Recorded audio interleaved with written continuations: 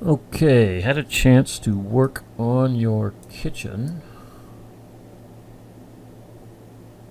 and if I were to remove the closet, you can see the closet's gone. I don't see a lot of value in that rather skinny closet,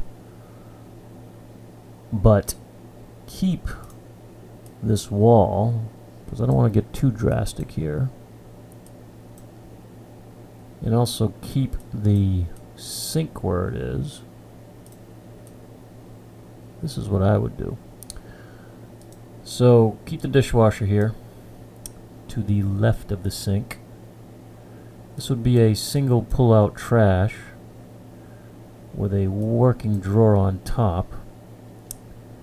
Wall cabinet. This is where you're going to put your dishes primarily.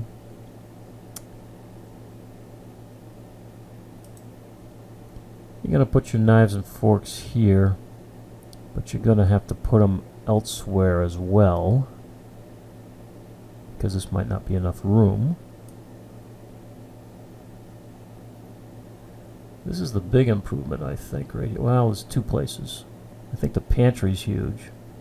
This pantry's going to have roll-out trays in it, but I'll get to that in a second. Landing area, very large landing area on either side of the stove. Center of the stove on this wall.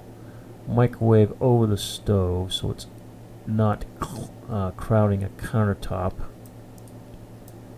Bank of 4 drawers, bank of 4 drawers. This is where you're going to keep the balance of your knives and forks and spatulas and working utensils, etc. when you're at the stove. I see this cabinet having roll-out trays for pots and pans, a working drawer, and this cabinet the same.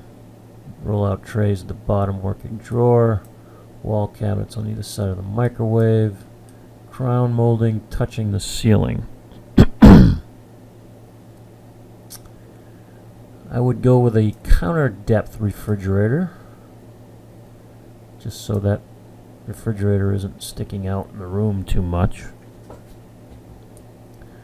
Wall cabinet over the refrigerator, panel to the left of the refrigerator, large pantry to the right with roll-out trays in these tall doors, and then you have additional storage in these two smaller doors. Again, crown molding to the ceiling.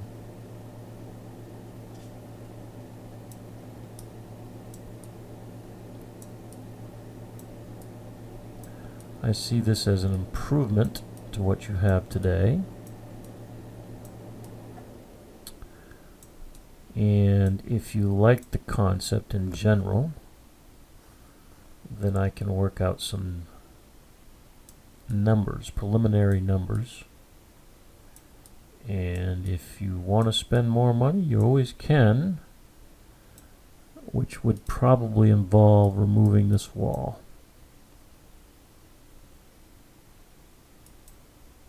I believe. As you can see, I've eliminated this pass-through so I can have room for this pantry cabinet. The beginning of the pass-through is right at this seam. You see this line right here? That's the beginning of the pass-through. Be a little more obvious. Right here, and it goes to here. I don't like having the refrigerator over here, because it could potentially, when you swing the door open, could potentially hit this piece of molding. So that's why I have the refrigerator out here. Both doors open completely without any obstruction.